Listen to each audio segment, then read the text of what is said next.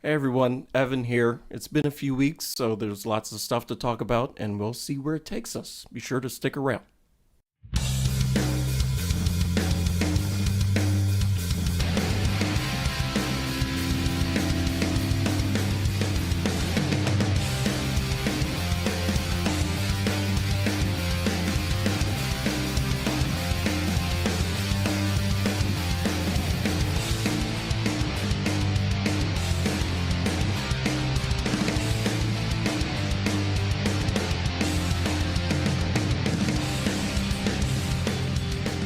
Hello and welcome to the latest edition of the Sports Ballers podcast. I'm Evan Ash, joined as always by Corey Puffett and Eric Meyer. So, how are y'all doing today? Better than I had been the last couple of weeks. Okay, better. Yeah, still got a bit of a residual cough, but I'm not hacking up a lung every 5 minutes anymore. Oh, okay. Residual cough. Sounds bad. It sounds terrible. Sounds like a show title. Sounds like I can't relate. I was just too busy having fun the last week and a half, Yeah, same. Yeah. So I'm doing good. Yeah, man. All right, well, let's go ahead and get started. I guess we'll briefly mention the NBA playoffs if we must. If we must, It's the is finals. the NBA Finals. Oh, okay. I probably won't be watching any of it, but it's the They'll, NBA Finals. They'll decide who the MVP of the championship series was, like Stephen Curry Sure. from a couple years ago. Number one seed from the East, Boston Celtics, are taking on fourth seeded from the West, Dallas Mavericks. And the series begins on Thursday night, even though both these teams advanced to the finals a week ago. Yeah, at least. More for the Celtics, but yeah, it's been at least a week for each team, yeah. Long layoff. Kind of For no reason. Yeah. Just why? What I are don't we know. doing? I don't know. It's a good question. So, Okay. anything else you want to add about the series before you make me talk the whole time? I'm rooting for Dallas. Me too. All right, well, somebody's got to root for the Celtics, and it's not going to be me either, so... Well, yeah, because we want Al Horford to set the record for the most playoff games played without winning a championship. Well, that record will be broken by Jason Tatum if they don't win it this year eventually, because, Tatum's been in the post, like, every year of his career, and... Yeah, but Al Horford is like 2 games away, I think. Yeah, but Al Horford's old. Yeah. Jason Tatum's eventually going to be old, Yeah, but too. Tatum also has plenty more opportunities to... Yeah, I'm saying like in like a decade, it could be it. Anyway, this series, I don't think anybody wanted this series because nobody really wanted the Celtics to be here, but we kind of said. I also didn't want the Mavericks to be here, to be honest. I mean, the Mavericks are an interesting team at least. Like, I don't think people expected the Mavericks to be here, right? Like people figured Denver, or maybe once the Timberwolves I was put rooting for Denver Minnesota. out. Yeah, I was too. Like, I was rooting for the Mavs over Denver, but I was rooting for the Wolves over both. Okay, well, yeah. As it turns out, the Mavs are in the finals because they took care of business and kind of handled the Timberwolves pretty, I want to say easily, because the first 4 games were all very close and could have gone either way. But the fact that 3 out of those 4 close games went to the Mavericks, and then Game 5, the Timberwolves seemingly emptied the tank to get at least one win, but after that they were cooked. They got blown out at home in Game 5. Right, that game was in Minneapolis, and they got smoked. So they clearly were not ready to hang with the Mavericks, who have been to the conference finals recently. And it was just kind of their time at this point with Denver out of the way. It was not really a particularly good matchup. Karl Towns didn't play well. So the end result is, well, you've got Cedric Mullins making a catch there. But you've got the Mavericks in the finals. And here we are. So I think that this series is intriguing because it feels like Boston should win. But I don't think anybody really wants to say Boston's going to win. Corey's making a face because Soto hit a bloop single and somebody... Volpe went first to third on a single to left field. Yeah, but it was a blooper. It was up in the air for a little while. Still. It also went to center. So That's also true. It was left center. Center. It was Center over field. the shortstop's head. Center fielder picked it up. Anyway, like if I was handicapping this series, I would probably have it a little bit more closer to even than it is according to the sports books. I haven't looked in a little while, but I think it's basically the Mavericks are a 2-1 underdog in this series. Juan Soto's hugging up on whoever that is. That's not Buxton. Buxton's an outfielder. Yeah, I don't remember that guy's name. Is that Carlos Santana? I think it's Carlos Santana. Oh, But, yeah, I think it is. Anyway, so I'm curious to see how this goes because, like, the Mavericks are not my favorite team either, but they've got the stars, right? And when I say stars, I mean like a superstar, like Luka Doncic. I don't mean like Jason Tatum, who is a phony superstar. And I don't mean like Jaylen Brown, who can't dribble with his left hand.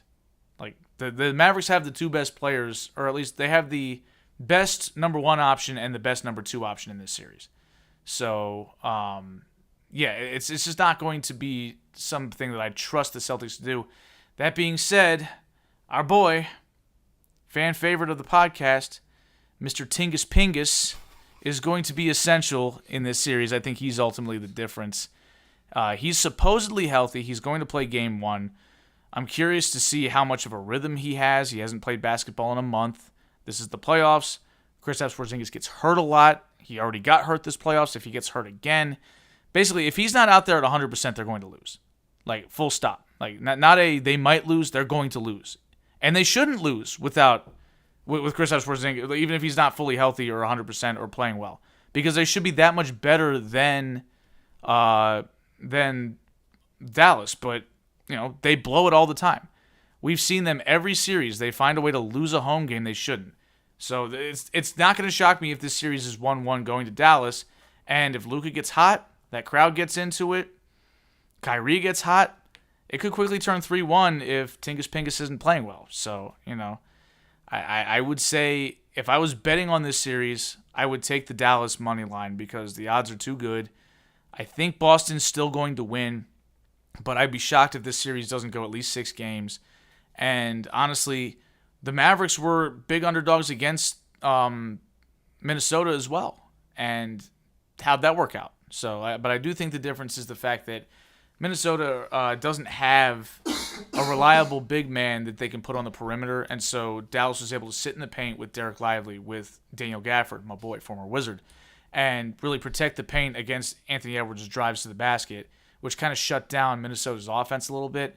That's not going to exist if Porzingis is playing the 5 because he's going to be out on the perimeter, or even if Al Horford is playing the center position because he's going to be on the perimeter, which means those big men are going to have to play in space, which is not going to be easy. It's not going to be easy for them to roam the paint, so it's going to be easier for Tatum and Brown to get to the basket and have some opportunities to create offense that way.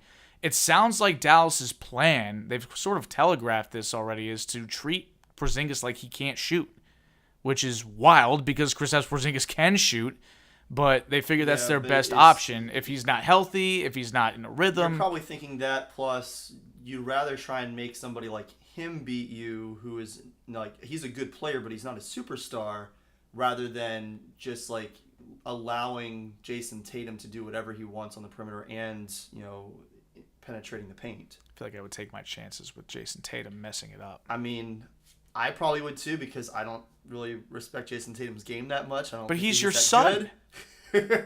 He's your illegitimate son, Corey. Like, what's going on here?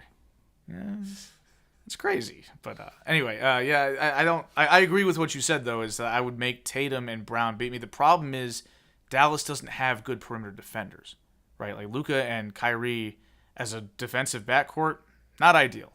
Now, I will give Kyrie credit. He has stepped up his effort and his defensive prowess, if you will, and he sort of grades out as a pretty average defender at this point. But if he's the better of your two defenders in the backcourt, that's not going to work out too well because Luka's not a good defensive player either.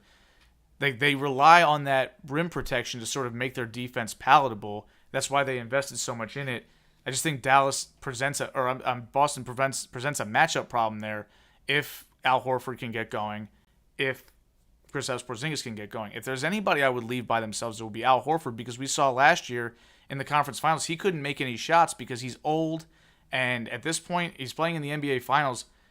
I realized that there haven't been many games played for Boston because they've had just a cakewalk to the finals, but you got to take your chances with him maybe wearing down more so than Porzingis, who, if anything, is probably fresh in terms as far as his legs go because he hasn't played.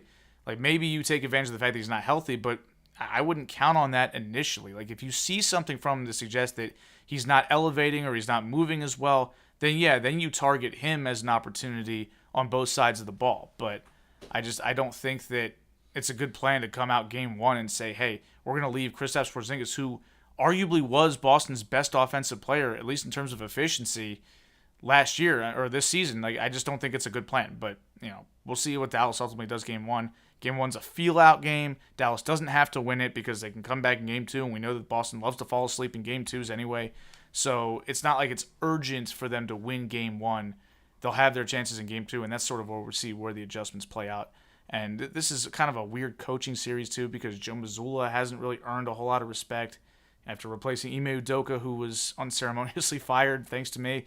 And Jason Kidd, coaching the Mavericks, has had his share of stops where he's made a fool of himself, and I wouldn't call him... He's not a particularly good coach. I wouldn't call him a respected coach in the NBA, but when you've got Luka Doncic and you've got Kyrie Irving motivated and playing well, and that's an underlying story is Kyrie Irving returning to Boston. This is the third time he's going to be playing the Celtics in the playoffs since he left Boston in unceremonious fashion, ignominious fashion, whatever big word you want to use. Well, he said he was going to sign there for the rest of his career, and then a year then later he was gone. As the first opportunity he got to sign somewhere else, he did. So, there you go.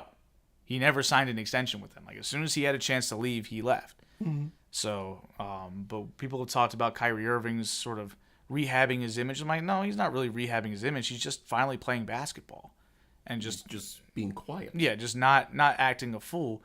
And whatever, Kyrie Irving's a respectable basketball player as a talent, and he's obviously capable of contributing to deep playoff runs. We've seen him do that in Cleveland with LeBron. We've seen him do that with Dallas this year. But I think that, ultimately Boston, are they going to get in his head? Probably not. But they're going to try. And that's a little bit of a subplot for this series. It wouldn't shock me. Like, the numbers on the board have Jason Tatum as the favorite to win Finals MVP because they think Boston's going to win, and Tatum's their best player. Yeah. But honestly, I think that you would have to short him a little bit there because there are so many players on the Celtics that could step up and be that guy. It looks like Tony Tater's just Tater. Taters Golfed one out of there. It's way up out of there. So 1-0. The third deck. 1-0 A's, hon. Out of 5. Meanwhile, the Yankees I are guess if you currently... count that a separate deck. I would just say it's the concourse. Oh. Meanwhile, the Yankees are currently doing what they do against the Twins and just beating them. But of course, it should be 3-0 right now. If we had anybody but Stanton on first base on that double by Rizzo, we'd be up 3-0. Oh, boo friggity who? He's got too much There's money 2 in outs. his We wallet. might not get either of these guys in. Oh no, you're only up 2-0 after 1 inning against the Twins. You're gonna win 8-2 instead of 9-2. I feel so What bad. pathetic team are the Yankees playing tonight, right? They get to play team after team that sucks. Just every single night, it's the Angels and the A's and the Twins and the Giants and the Marlins. The Twins are 6 games above 500.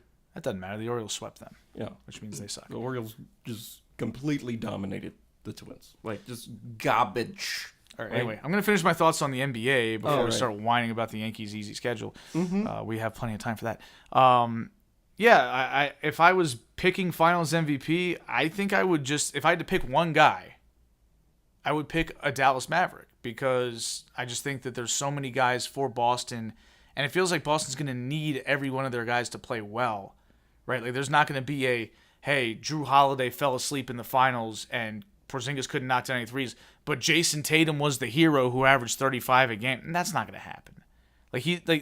I will eat my hat if Jason Tatum outplays Luka Doncic in this series. I don't think he's capable physically, mentally, or any way. He's not going to do that unless Luka gets hurt.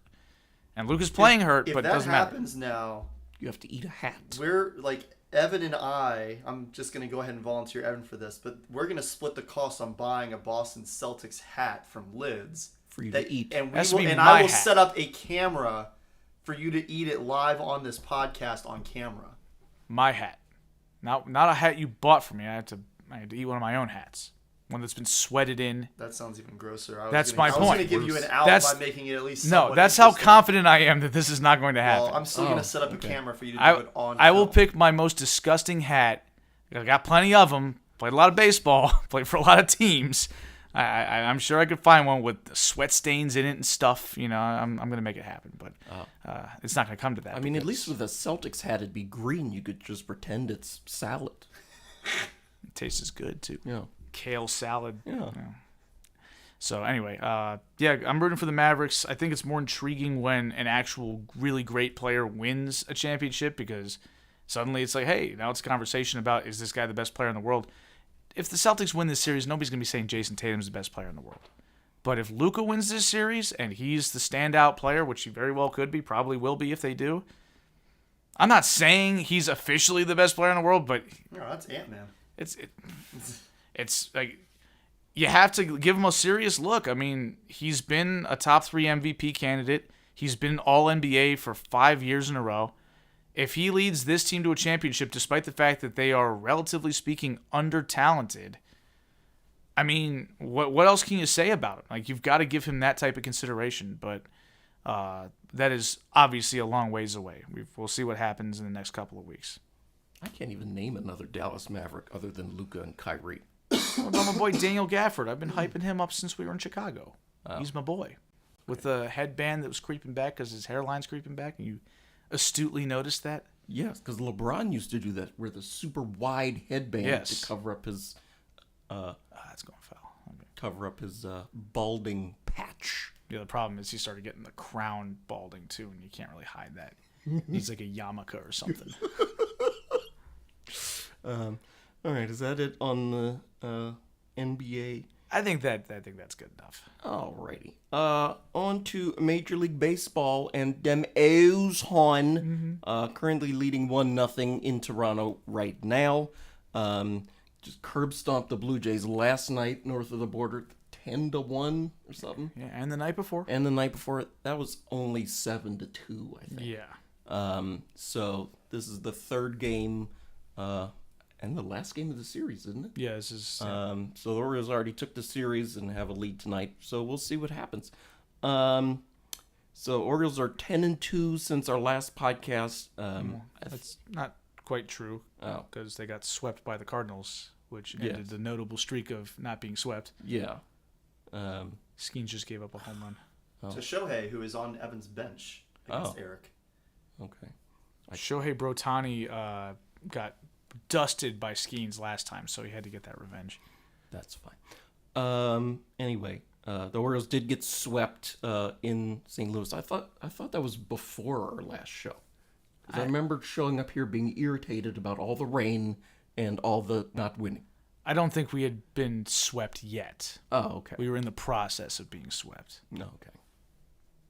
Anyway, so that happened. But they've been doing pretty well ever since, at least with the guys on the field. Off the field, unfortunately, John Means and Tyler Wells are both out for the year, both having Tommy John surgery, both for the second time in their careers. So, like, Tommy John surgery, every surgery is a major surgery if it's on me. But usually guys can come back from it fine the first time. But after 2 Tommy John surgeries, that gets into career-threatening territory. And it's just sad to see that, to be honest. Does that concern you with Shohei, who is recovering from a second Tommy John surgery as well? Yes. Yeah. Should, yeah. Yeah. I mean, at least he could hit, so you know he's going to be out there being awesome. But yeah, him being able to do both is kind of what makes him magical. Right. Yeah. Dean Kramer's on the injured list with a triceps strain, and Jorge Mateo is in concussion protocol after Cedric Mullins inadvertently conked him on the head with a bat while the two were in the on-deck circle area. Why were 2 people in the on-deck circle area This is the most, 2010 Orioles sounding thing ever. This is a tanning bed injury, like Marty Cordova. Yeah, like Marty Cordova, right? Like, if it wasn't on camera, I wouldn't believe that this happened. All right, so... How do you hit your teammate in the head with your bat? So, Cedric Mullins can't hit anything right now. How does he hit his teammate's head? Well, so I think that Mateo... As much as it sucks to say the guy that got concussed may have been at fault. So they were both so Mullins was on deck, Mateo was in the hole, so he was kind of at the top step of the dugout, and he went to sort of reach for one of the batting weights, and that was sort of sitting in the on deck circle area, and Mullins was sort of just standing there, and he just kind of drooped his bat, and Mateo's head was there as he leaned over to pick it up, and it hit him right in the back of the head. He had his helmet on. It didn't look like it hit him that hard, but, bats are heavy, and if you hit somebody in the back of the head, a lot of things can happen. And Mateo obviously... He clearly has never gone to culinary school where he would have learned to stay behind. Yes, or worked at a bar or a restaurant. I had to say corner every time I went around a corner because I didn't want to steamroll somebody while carrying a tray. There's your boy Ramon Arias hitting an RBI double, Evan. Yeah, a guy that Evan hates. Can't stand him. He's going to get some more playing time. He hit a home run 2 nights ago. Yeah. And you still hate him. He needs to go, today. Well, we want to see Connor Norby. Right, exactly. Colin Norby on the bench for Ramon Urias to Who just be hit an collecting RBI checks. double with 2 outs. Well, Connor Norby could do that too. Probably, but Right? That was Connor Norby's meatball that he didn't get to hit the other day. The first game, 'cause- Urias came in for defensive replacement, which is just absurd. I mean, I'm not going to argue there. But anyway, some other injury news that's sort of looming for the Orioles that we didn't mention is Kyle Bradish. Bradish, What's wrong with him? he was today was supposed to be his start, I'm pretty sure. Oh, I haven't heard And anything about they that. slid him back to Thursday, but now they're saying they called Cade Povich up off the taxi squad, and the assumption is he's going to start tomorrow's game, which doesn't suggest that Kyle Bradish is healthy. Oh, And his last outing was definitely the shortest of his season. He hasn't had many outings yet. And his velocity was down. His command was way off. There were people saying that he was, shaking his arm out regularly. So there are some concerns about how healthy he is. And, as good as the Orioles pitching has been in his stead, they've gotten, basically, frankly, heroic performances from Cole Irvin and from Albert Suarez so far this year in the starting rotation when people have gone down. At some point, you got to have 5 healthy guys, man. And the Orioles will be down to 2 at that point, with Kramer on IL, hopefully for the shorter term, with Means done for the year now. If Bradish is out for any extended period, it's going to be Grayson and Burns, and that's it. Mm-hmm. At that point, you've got Irvin and Suarez sort of holding it down, and then maybe Cade Povich, but Povich hasn't pitched in the major leagues yet. We haven't seen him. This is sort of a benefit, though, of having, I mentioned this in the notes. The Orioles, we constantly get caught up in their division race with the Yankees, but the Orioles and the Yankees have built up so much room compared to the rest of the American League, especially in the East, but across the league. The Orioles are 9 games up on the first team out of the playoffs right now. what? We've only played 60 games. Yeah. That's insane. Yeah. That's how much better the Orioles and the Yankees are than everybody, is that they're not really in danger of falling out of wild card contention at all. In fact, the idea that they would, we're skeptical fans, so we're always we don't want to expect that we're going to make the playoffs, but when you're 9 games up this early, that speaks to how good your team has been, even despite some of the games that the Orioles seemingly have given away at times. Mm-hmm. The fact that they're still this good despite having this many injuries, despite having some questions in the bullpen and some games that just kind of got away from them. I'm not sweating it. It's at this point we know what the deal is. It's about being healthy for October, and if Bradish needs some time off, if he needs 2 weeks to get himself together, then take it, right? The Orioles have shown. We know that Burns is great. That's why you have an ace. That's why you go get an ace. Mm-hmm. Grayson's been, for the most part, very, very good this year. And we've seen Suarez and Irvin have rejuvenated seasons, especially Suarez, who, just friggin' came out of nowhere. He hadn't played since 2017. And Irvin, who was terrible last year, has turned into one of the better pitchers in the American League. It's something you need to continue, but the Orioles are going to be okay. I'm not worried about it. Just Bradish just needs to get healthy and stay healthy for the stretch run of the season, because that's when they're really going to need him. Besides the Yankees, how many teams are better than the Orioles in baseball? Off the top of my head, aren't the Guardians, do they have a slightly better So record? the Guardians are half a game up. Their game was rained out today. The Phillies are a wagon. And the Phillies are a half game The Phillies up. have played one team above 500 the whole year, Yeah, the Phillies and they're are 1-2 against the them. Phillies are half a game ahead of the Yankees. They already played today and won. So the Yankees, if they hold their 4-0 lead and win today, will pull into a tie with them. But as you said, the Phillies haven't really played anybody good. No. So, it's the Yankees and the Orioles, essentially, and that's kind of the list right now. The American League. The Mariners could get into that mix only because they're only, they're a few games behind the Orioles, but they have the easiest schedule in baseball for the last 100 games of the season. Well, yeah, because the whole AL West is garbage. Yeah, They're the only team above 500 in that None of division. the AL West has shown up this year. The Rangers won the World Series, and they're just drinking out the Stanley Cup all summer. With the Capitals. Like, Yeah. there's The nobody, Astros, there's nobody what are they else doing? above 500 in that division, and the Astros aren't even in second place. No. That's how bad they are. And they're only going to get worse because they just lost 2 of their starting pitchers. Jose Urquidy and Christian Javier have elbow injuries, and I believe Javier is confirmed to need Tommy John, and Urquidy is likely going to need Urquidy. Urquidy. And plus, I mean, I always thought it was Jose Barrios until I started playing the There's show. there's I'm an on his team, so I know it's there's Barrios an now. accent on the I. Barrios. Yes, Barrios. Not going to mess Not up the road Barrios. today. Barrios. Well, there was a can football also say player named Barrios. Barrios. There's a receiver from the Miami Hurricanes named, what's his name? Braxton Barrios. He was yeah. on the Steelers Yeah. for a little while. He was drafted by the Patriots, then he became a Jet, and now he's a Stiller. It's all over the place. Anyway, yeah, the Orioles are doing fine. The Yankees are obviously doing great.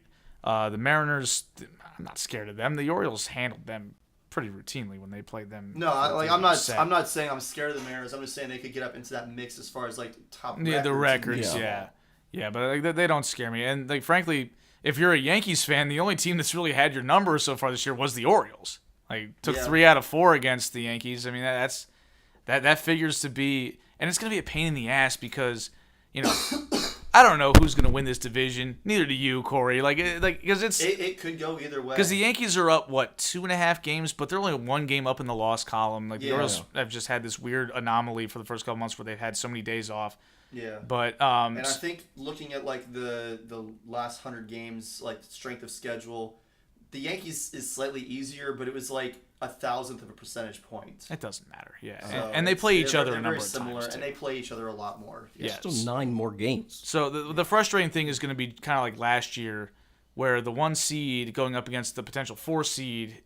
Those are going to be the 2 best teams in the American League. Of course, the Rays blew it last year and lost to the Rangers, and then the Rangers came into Baltimore and whooped the Orioles' ass, and it didn't matter. But you know, like that 4-1 situation, like the fact that That's one thing that bothers me about it should the- change. Like it was Yeah, clearly a if- problem if- last if year, you're and they gonna didn't fix have- it. If you're gonna have 3 wild card teams, then we need to get rid of the whole like the wild cards are all below all of the division winners. Or at least reseed it, right? Like why would you say the 4 seed goes to the 1 seed if there's still a 6 seed left, right? Like that doesn't make any sense. Was it like that? Like back when we only had 4 teams in each league that went to the playoffs. Mm-hmm.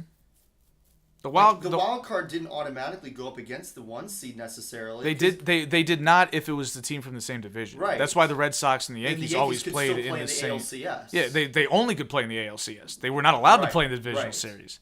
Like, I think that we need to have something similar. Obviously, you can't just mandate that, you can't have 2 teams from the same division playing against each other in the first round of the playoffs because you could wind up in a situation where you have 4 teams from one 3 or division. 4 teams from one division. That is possible. So you can't mandate that, but you should be able to say, like, the top team in the league can't play the second best team in their division before the ALCS.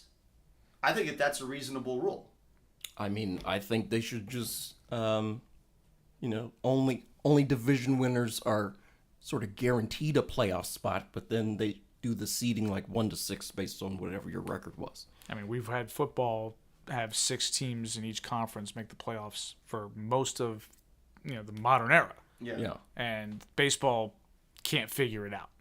Like it's crazy. Does that surprise you that But- baseball but- can't figure no. it out when, the wheel has already been invented and they just ignore it and do something That else? doesn't surprise me at all. But football also does it so that, like, the top 4 teams, seed-wise, are always division winners, Sure. even when it probably shouldn't be that case. Sure, but Well, they I mean- still reseed after the 3, 4, 5, and 6 teams play in the first round. If there's a 4 seed, they don't just go to the 1 seed. Well, yes. Like, that only happens if the 3 also wins. Right, yeah. Yeah, Yeah. I mean, it sounds like we're mostly in agreement on that. mentioned him briefly. Eric, your boy, Yes. Connor Norby, Yeah. made his major league debut on Monday.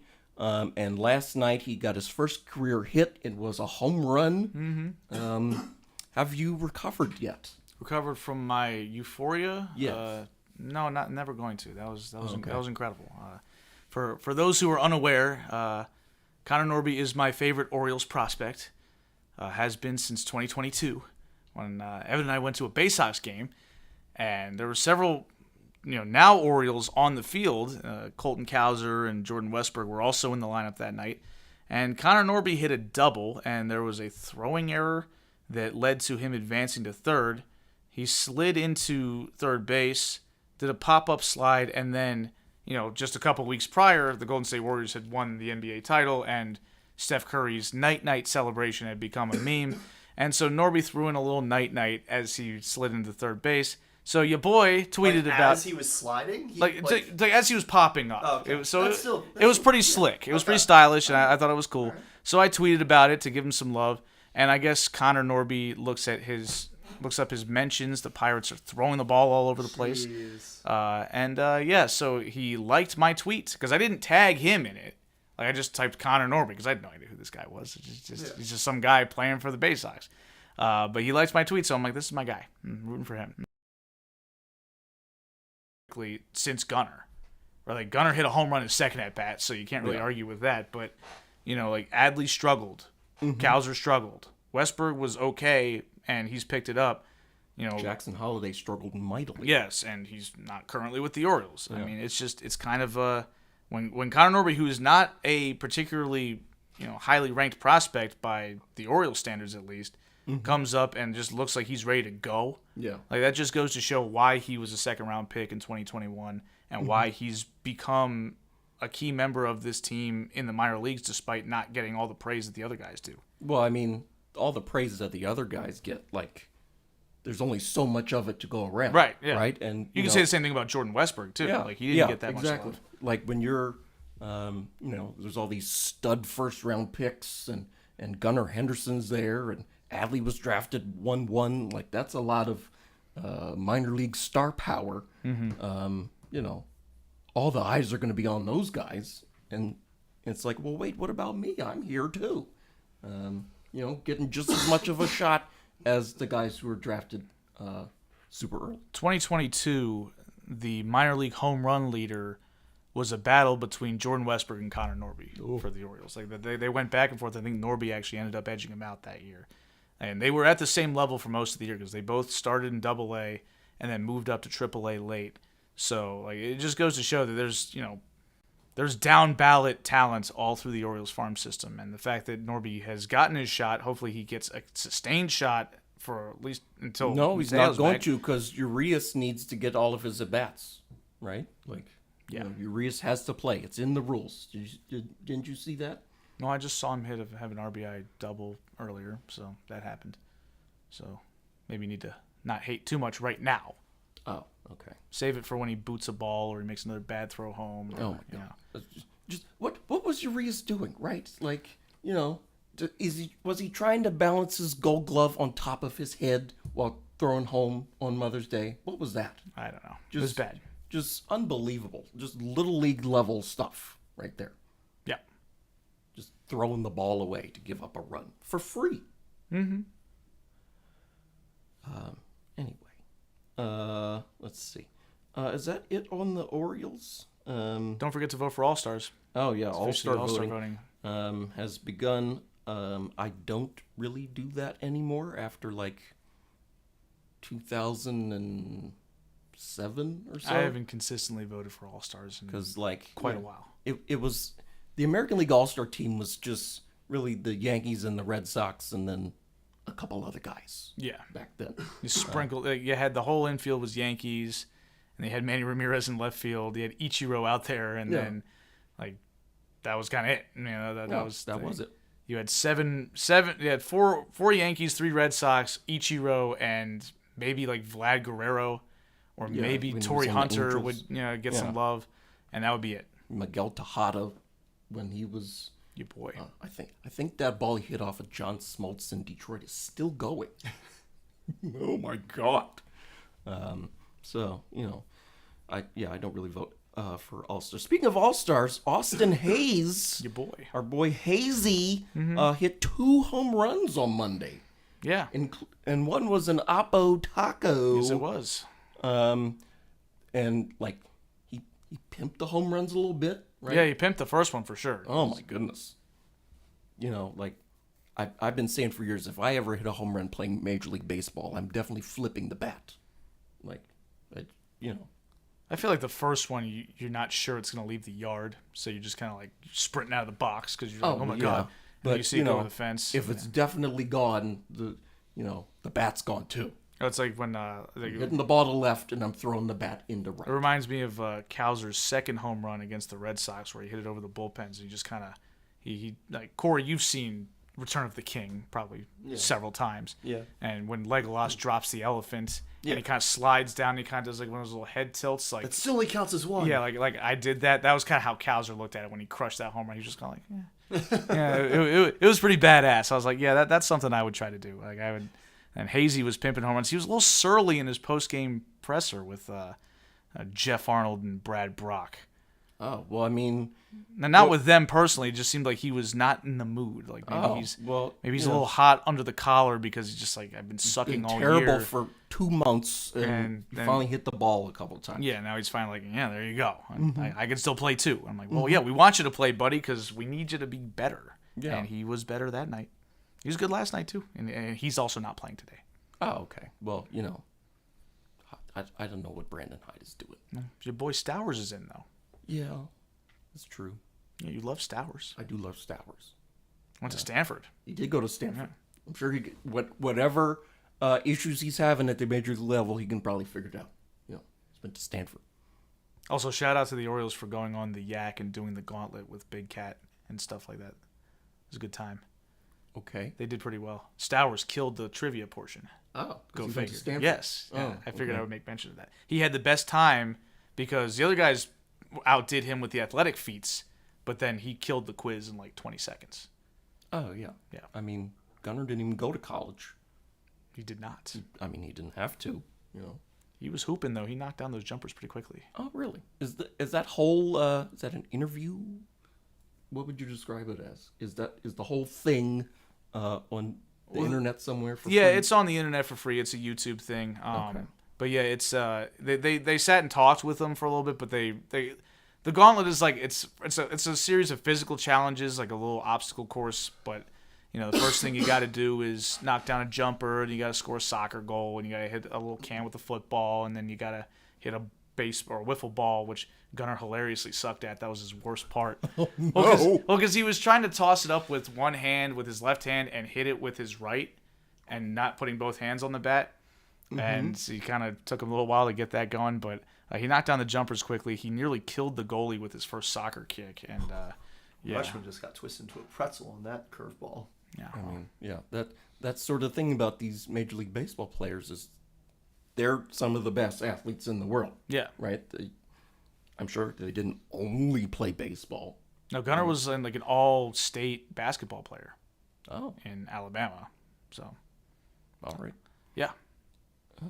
He also does a killer Scooby-Doo impression. Yes, he does. That was Insane. really impressive. I was like, whoa. I wasn't expecting it to be that good. I was like, wow, that's He crazy. had a couple of good impressions, but the Scooby-Doo one Scooby-Doo one was the best one. That was on point. I believe Mountcastle is batting next to, I don't The know. Blue Jay killer. Yeah, I don't know who really owns the Toronto Blue Jays, but somebody needs to edit the Wikipedia. It's and already put been Ryan done. Mountcastle in there. It's been done. Yeah. What is happening, right? Because he went 0 for on Monday, Yes. which was shocking. Yeah.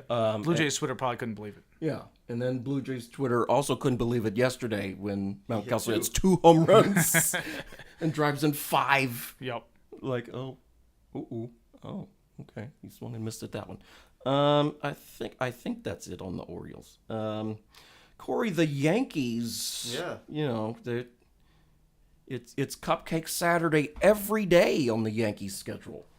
He's going to hit a home run here off Skeens. Okay. I knew it. You already saw the friggin' you had something. This is on buzz. a delay. Yeah, you had some update come in. Yeah. Yeah. Yeah, come on now. You're not fooling anybody. No. I didn't know it was gonna be that pitch, but yeah. Anyway, Okay. It's your Yankees. It's your fault. yeah. Talk about my Yankees. So my Yankees are up 4-0 right now on the Twins, and I mean we've been killing it. We're best team in the AL right now. Should be tied for the best record in baseball after tonight if we can hold on to this win. As Verdugo goes down, striking out again. But I mean, I've just been really impressed with the way that the team has played this season. Like just pretty much top to bottom. The only guy that I can consistently rip on has been, you know who I'm going to say, Eric. The Rizmaster. Yes, Anthony Rizzo, who just absolutely drives me nuts. But even he, I mean, like, you know, he'll have decent games as far as, you know, hitting the ball. But, you know, Aaron Judge just had one of the best months that I've ever seen a batter have in Yeah, my because he lifetime. sucked in April, and he's like the best hitter by statistics again. Yeah. And Just took a Juan month. Soto wasn't that far behind him. What was Vladdy doing there? know. That was almost as bad as the dude yesterday. The Louise energy throw. Yes. Was that also the Toronto? Or No, was that was no. Boston, wasn't No, it? Oh my that was the goodness. Red Sox. Yeah. He thought he heard the sweet Georgia Brown music, flipped the ball behind his back, and it went straight toward the dugout. That was Yeah, not good. But yeah, like no, but you know, the two of them have been raking. They're the only two players in baseball, or at least they were as of the end of the Giants series, with an OPS over 1,000. Yeah, that's a good OPS. It's a really good OPS. Those are people who do that win MVPs. Verdugo has been a lot of fun to watch. You know, Yes. it's funny because it feels like the rare occasions where the Yankees get a former Red Sox, with one notable exception, they've all been guys who I can actually like get behind and be excited to watch play in a Yankee uniform. The one exception, of course, was Jacoby Kevin Ellsbury. Youkilis. Oh. I didn't really care about Jacoby Ellsbury, He was buns, though. but I hated Kevin Youkilis. You had to pay him for Oh. like 8 years to do nothing. Well, yeah, that part was frustrating. It's like what you're still doing with Aaron but Hicks. when he started, when he was actually playing at the start of his Yankee tenure, like, he was fun to watch. I for enjoyed having him 10 there. minutes, and then he Yeah. got hurt. I think But- he made it 15 minutes. Okay. You know, like Johnny Damon. Johnny Damon. Yeah. He was like the first Red Sox to become a Yankee during my lifetime, like as far as like when I was really following the team closely, where I was like, oh yeah, like I really like him. Like obviously before him there was Roger Clemens. Yeah, I was going to say, what but, about him? But I don't remember watching Roger Clemens as a Red Sox. That was in, like, the That's 80s, kind of Those the were the thing. 80s, yeah. Yeah, so like These I- are the I- Blue Jays like- for that 1 year. Yeah. Yeah, that too. But like I know that he was a Red Sox, but I never watched him in that uniform. So when I think of him, as far as me being a fan of baseball, I think of him as a Yankee, Yeah.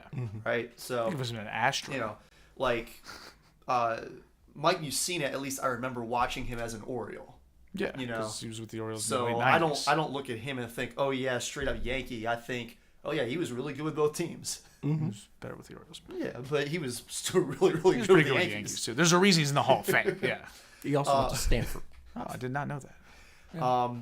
But you know, so offensively, I've been really impressed with what we've done. Anthony Volpe is, you know, has like a 31 game on base streak going right now. He's pretty good. You know, he's gotten a hit in most of those 31 games. So I've been happy with him as the number one hitter. DJ LeMahieu has finally come back off the injured list, and you know, he's had a slow start, but he's had a few clutch hits, which is good to see. But pitching has really been, you know, what's kind of impressed me the most about this team, because you have a guy like Garrett Cole, the defending AL Cy Young winner, just immediately going on the injured list early in spring training, and you're like, oh great, here we go. You should be happy he's coming back at all. He had an elbow injury. Right. I mean, we thought it was going to be Tommy John straight up. Yeah, it sounded like it. I was like, this guy's done. And somehow, like, he threw 45 pitches in Double-A the other day and struck out 6 and didn't walk anybody and only gave up like a hit or two. Like, he had a pretty good start. Again, it's Double-A, but a real strong first appearance. Rehab starts are just about getting your work in anyway. Yeah, but that's The a numbers strong don't matter. first rehab appearance. So, you know, Yeah. he's going to be built up slowly, but we'll get him. I would imagine maybe within the next 3 weeks we could probably see him in New York. I had been hearing mid-late June, yeah. So like I would say 3 weeks is probably the earliest that I would want to see him in New York. Any earlier than that, I feel like we're rushing. Like we said, it's not like y'all need him, right? Like, well, it's interesting because a few weeks ago, Michael Kay was asking Aaron Boone, it's like, what are you gonna do when Garrett Cole does come back? Like, you've got all these really good young players. Like, which of them are? And obviously, the question is not do you insert Garrett Cole back in the lineup. The question is which of these guys do you take out for Garrett Cole? And Aaron Boone was like, I haven't thought about it. I'm not going to think about it. These things tend to have a way of figuring themselves out. And lo and behold, it's figured itself out because Clark Schmidt wound up getting hurt, and now he's on the IL. And we don't know exactly how long he's going to be gone for, but even then, we bring up Cody Poteet to start in his place this week. Who? That could be anybody. And he had a really good start. He won a game for us. You made that name up. I probably could have. You say his name was Poutine, like the delicacy from Canada? Cody Poteet. Poteet. Is he French? I don't know. Maybe. Okay. I don't know. But Luis Heel has been incredible. Even with his stupid neck tattoo. I hate his neck tattoo. He's been incredible. I think it looks terrible. Nestor Cortez has been strong. I hate him. Carlos Rodon, he gives up a home run in almost every game, but he keeps winning games. So does Corbin Burns, and he's still really good. Yeah. Marcus Stroman, who we don't like for plenty of good reasons, but he's been pitching really well. Yeah, he's a good. Height doesn't measure heart, though. So that's true. Ian Hamilton has been great out of the pen. Clay Holmes, for the most part, has been much better this year than he was last year. Tommy Canley has been solid when we've had to call him out of the pen. Michael Tonkin and Luke Weaver have been solid for the most part when we've had to call on them. Like, there's not anybody that I can point to like, oh, I want him off my team, other than sometimes Anthony Rizzo. He's the only guy that every so often he does something. I'm like, can we please get rid of him? And replace him with Greg Bird. No. Don Mattingly. We've got LeMahieu back. We can put him at first. Who's gonna play? What position does he usually play? Third. He bounces around, but like we have Oswaldo Cabrera who can play third, and he's been playing pretty well. Anthony Volpe's at shortstop. Gleyber Torres is at second base. Okay. Sure. So yeah, like that's what I would do.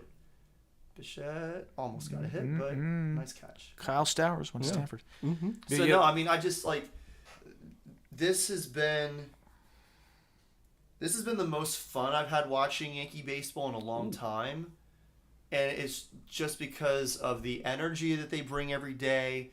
You never feel like they're out of a game. Like we could be down, 5-0 in the 7th inning, and you can still be like, we might be able to put a run together here. Like there's not really a glaring hole in our lineup where we don't have, we're going to have 2 or 3 straight guys who can't hit, who are all in a slump at the same time. Ooh.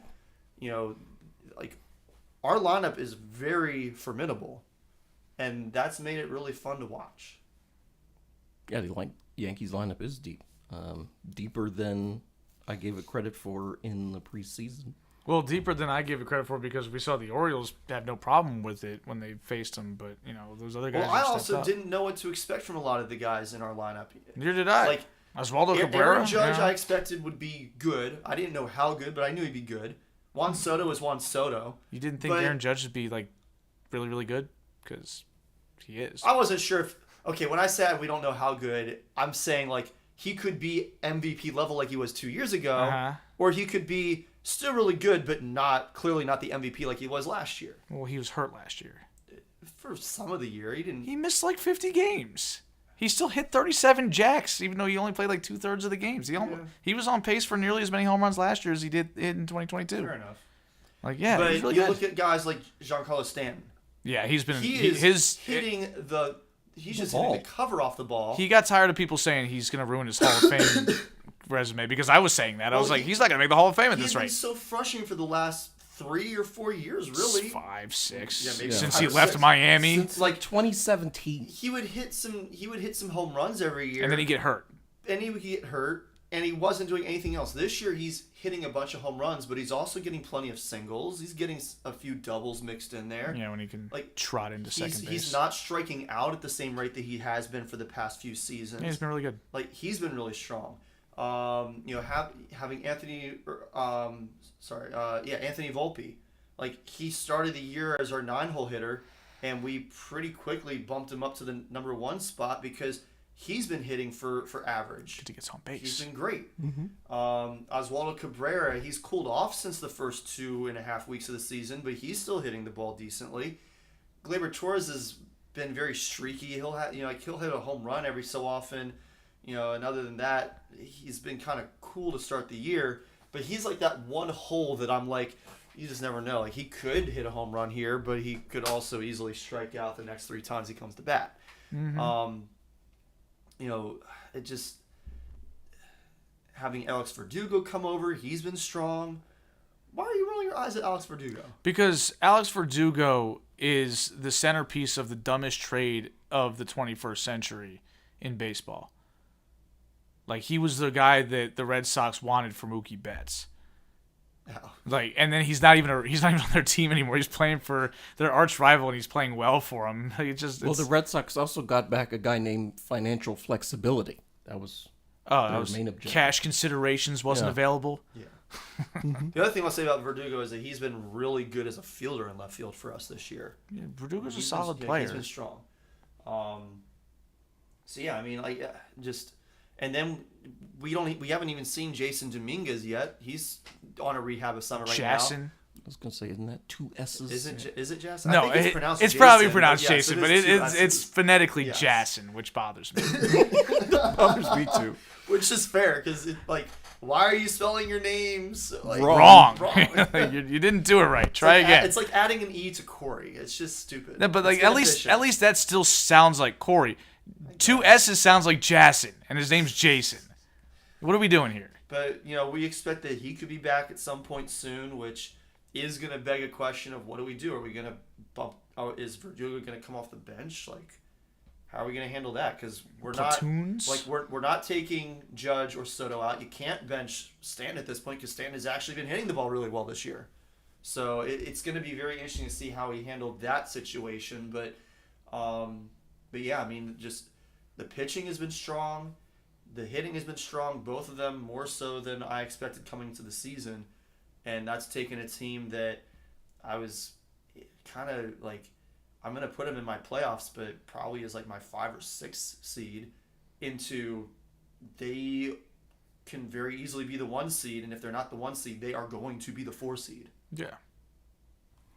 Honestly, the 4 seed might be a better spot to be because a week off or rest, it's... I don't get cold. I don't think that's ideal for baseball players. I really don't.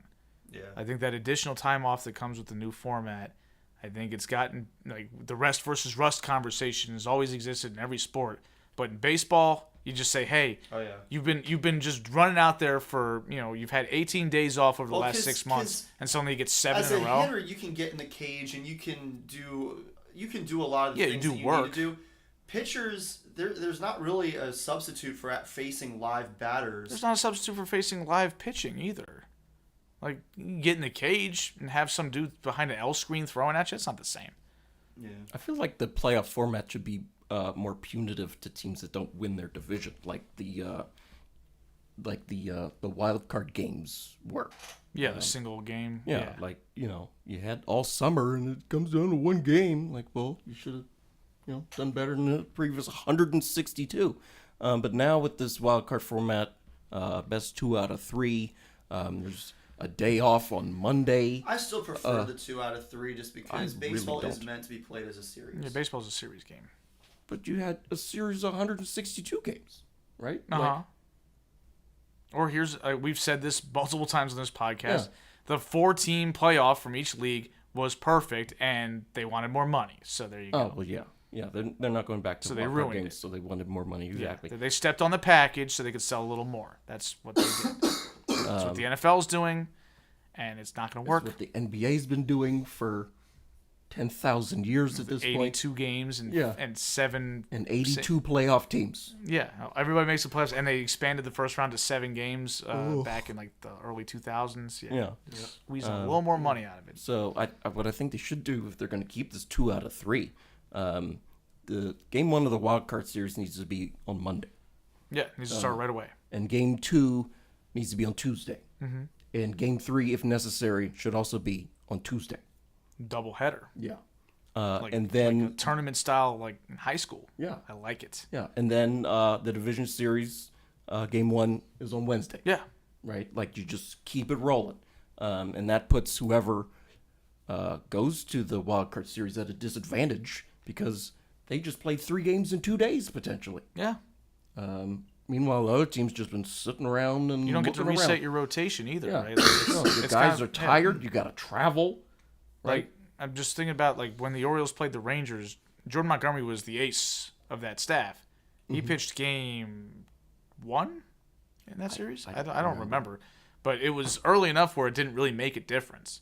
Like it should be set up so that if you're in the wild card round and you advance, your top guy, if he pitched the first game of that series, he shouldn't be available on full rest until game 3. Yeah. That's how it You should can only be. go For the one wild time. card round? For the divisional round after the Oh, like if you advance, like you play in the wild card round, you should not have enough rest for your ace to be on full rest by game 1 or 2 of the divisional round. If you played in the wild card, Gotcha. like it's ridiculous that that's even the case. Like, come on now, like And- you didn't earn a division spot, Yeah. so sorry, you got to play uphill. That's the Yeah. way it should work. Um, If we're gonna add all these dumb teams, make it harder for the teams that didn't earn as much. It's 162 games. you have all summer. Yeah, and most of the spring. Right. So, yeah, that's what I think. I think that would be fun. And in the case of rain, just slide everything back a day. Or slide everything sort of in that path back a day. Like if the other side of the bracket isn't affected by rain, then they play on. Yeah. I don't know. I think every game in the World Series should be separated by 5 days, so you have the same pitcher every single game. I liked it in 2020 when the World's they had all 7 games in 7 days. Well, they only played 6. They only played 6, but Thanks, Kevin Cash, for that. yes, and Justin Turner for that. That would Yes. have been interesting, though, to see. Game games in 7. When does days. that happen? That would have been in 2 weeks. Is that it for baseball?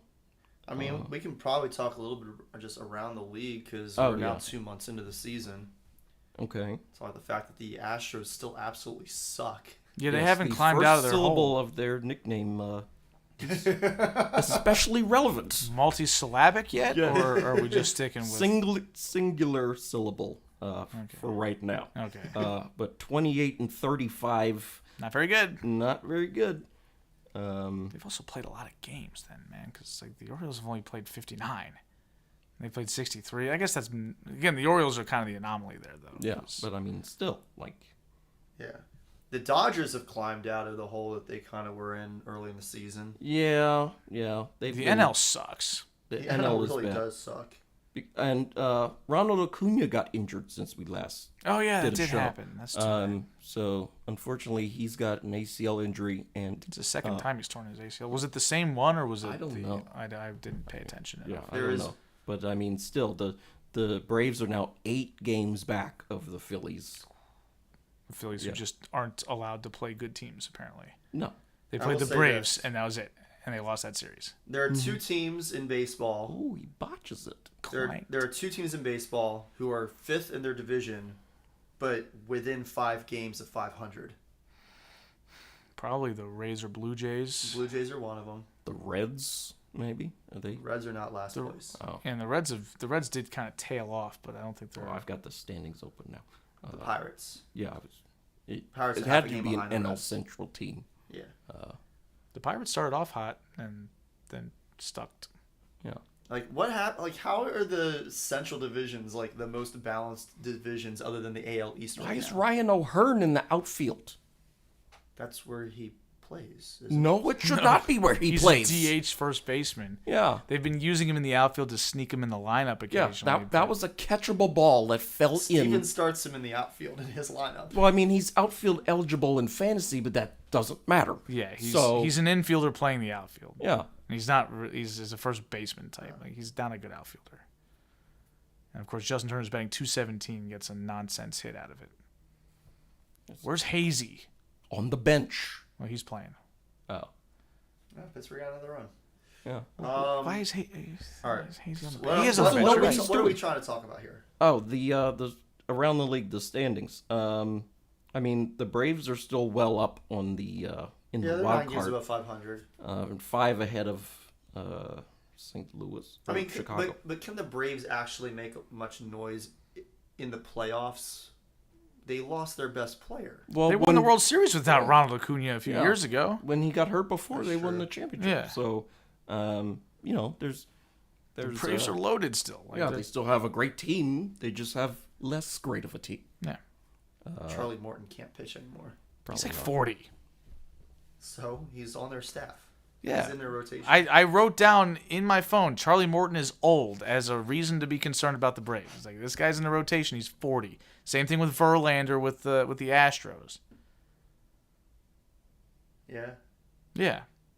I mean, looking at the NL wildcard race, like, there's a whole bunch of teams that I don't think deserve to be in postseason consideration. Like the Cubs currently have a playoff spot, I had and they're a that. game under 500 right now.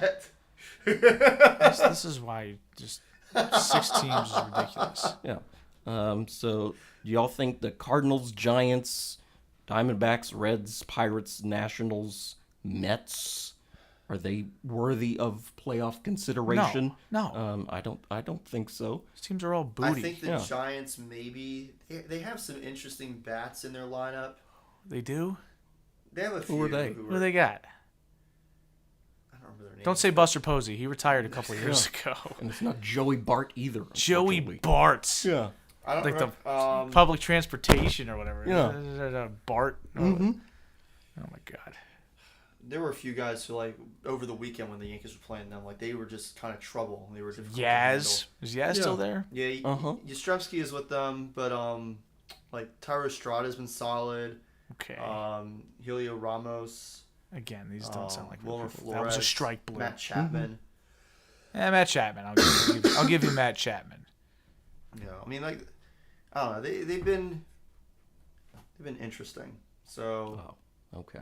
Well, all those NL teams I just mentioned, the Mets are, I guess, the worst Luis of them at. Matos.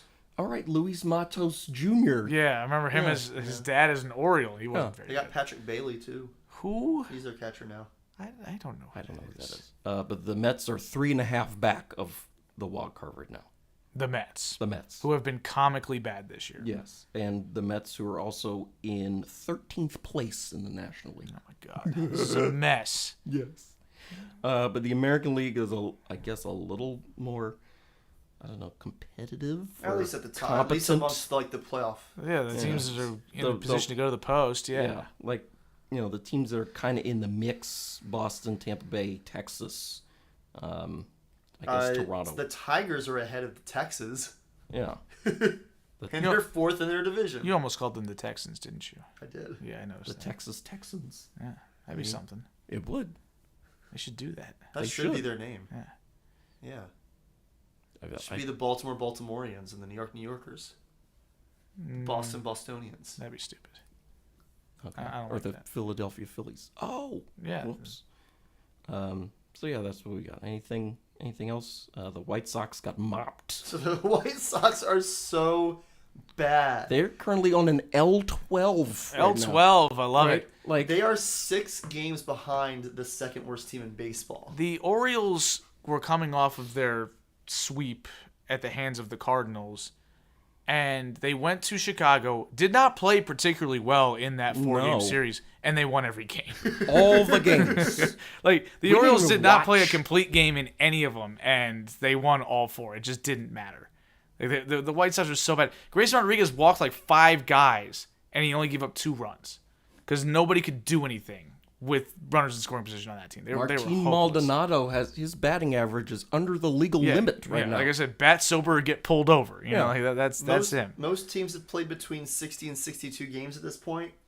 The White Sox are 25 and a half games out of first in their division. That sounds like the 2018 Wow. Orioles. Yes. Like when they had the scoreboard graphic on the manual scoreboard at Fenway Park. They needed an extra digit to show Yeah. how many games back to Well, Orioles because were. the Red Sox won like 108 games that year, and the Orioles won 47. So they finished 61 games behind. I'm like, that has to be something close to a record. No, it is the record. Okay, It good. is the record. That is the record. Yeah. Like, what else would it be? How, Like, how else do you Oh, get man. 60 games behind? that's crazy. 60 games. Unbelievable. Right. Oh, That man. 2018 Orioles team was depressing. Yeah. And they had Manny Machado. Yeah, for half the year. Yeah. So, Yeah, who leads the major leagues in Ground- grounding into double plays since he became a Padre. Hey, you know, you know that Albert Pujols is the all-time double play leader now, and he surpassed Cal Ripken Jr. So, grounding gotta into be- double plays means you're great. yeah. Like Brett Favre throwing all those interceptions. Yeah. Right? Like, you had to be doing something good to keep I think the getting Yankees opportunities lead to throw baseball in interceptions. grounding into double plays this season, and Because they're you got these like the best team in big, baseball. slow guys. Aaron Judge hits into a lot of double plays because he hits the ball so damn hard. Yeah, If he hits a like, ground Judge ball, isn't even really that slow. No, Like, he he's can a pretty- steal he's pretty bases. fast, He's but- he's really fast for his size. but when you hit a 110-mile-an-hour ground ball right at the shortstop, you're never gonna beat that out. yeah, the only guy in our lineup that I'm like, oh my god, this guy's molasses is Stanton. Yeah, I mean, Rizzo's not fast. Stanton, either. yeah, Rizzo's not fast, but I mean, he's a gazelle compared to Stanton. Stanton just can't run. Like he's physically unable to at this point. Like everybody's like, it looks like he's jogging. I'm like, well, what else is he gonna do? He can't run. It's like Pujols in his later years, where Yes. he's running around the bases, and Gary Thorne says, and Pujols is not fast. Just to let everybody know, as he's rounding third, I'm like, he's not gonna score, guys. He's not fast. They're not gonna send him. That's not what I thought you were going to say Gary Thorne said. He said Pujols something is else about Pujols that was inappropriate by accident.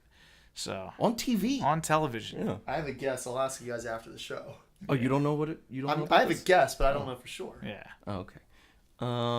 I mean, I guess that's it for baseball. We're kind of yammering. Let's see.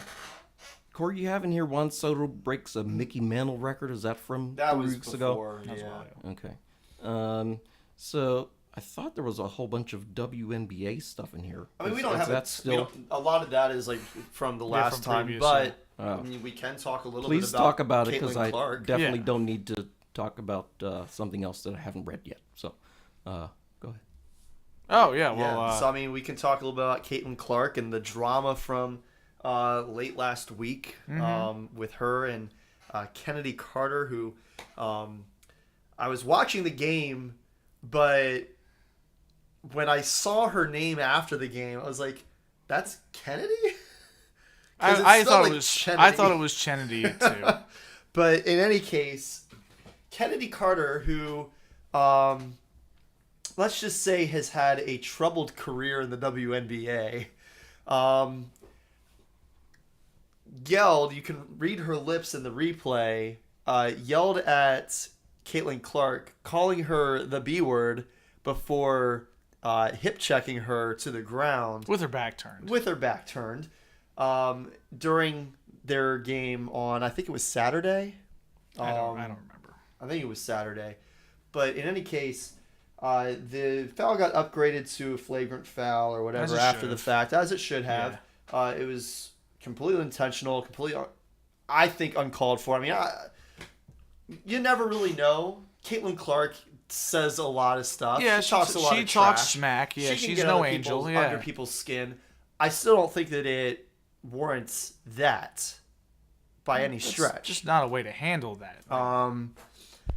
So there's been a lot of discourse about this, and a lot of drama. a About lot the of discourse. drama. ESPN, who has fired a lot of people in order to be able to pay a certain somebody a crap ton of money. Certain two people, to be honest, and they two both people. stepped in it a little bit. Yes. But more so the guy you're talking about. Yes, I'm talking mostly about Pat McAfee, Yes. but Stephen A. Smith also stepped into it a little bit. Corey is losing Yeah, his lunch here again. Yeah. I'm having trouble really where to start on this because There's a lot of angles. there are a lot of angles, and so many people just don't want to tackle this with any nuance. It's either, Caitlin Clark is just completely unbearable to people, and she deserves to be fouled very aggressively and borderline assaulted on the court. And then you've got, some people who are completely on the opposite side.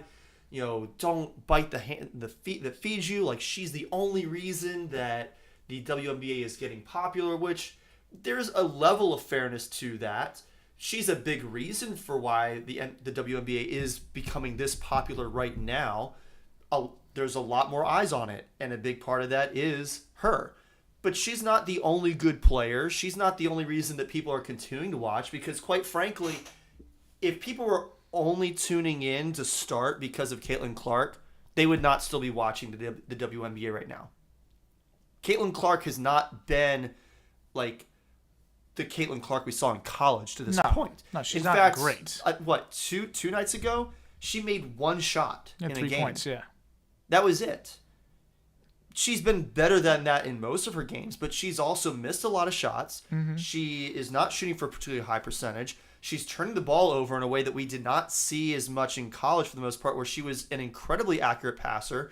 This year, she's turning the ball over a lot on some of those passes. She's making passes that in college she could get away with, and she's learning you can't do that in the WNBA. She's going to make the adjustments at some point. She's going to be a terrific WNBA player. Of course, yeah. But people who are only tuning in because of her are not going to stick through the growing pains. They might come back once she's Caitlin Clark, but they're not going to watch an inferior product just because, unless the product is not as inferior as they thought it was, because there are some other really good rookies who have come in. Angel Reese has been really strong. Cameron Brink has had a really good rookie year so far. There are others who have come in and who have made some headlines. People are watching and they're realizing, wow, this league is not as soft as I thought it was. Like, there's some rough and tumbleness to this league. It's not even close to soft. It's the opposite of that. It's completely the opposite. These ladies of that. are nasty sometimes, man. And so, Kennedy Carter, that physicality is not unique to her. That is very much a staple of WNBA. A lot of people are finding. I'm kind of finding that out. Yeah, me too. I've caught a couple of WNBA games here and there. I did not realize that it was this level of physical until now. But Kennedy Carter is a bit of an anomaly in terms of her behavior, her taking it to that level. We can't necessarily look at this as this is an issue with the WNBA as a whole, just attacking Caitlin Clark for no reason. This is a Kennedy Carter issue primarily, in my opinion.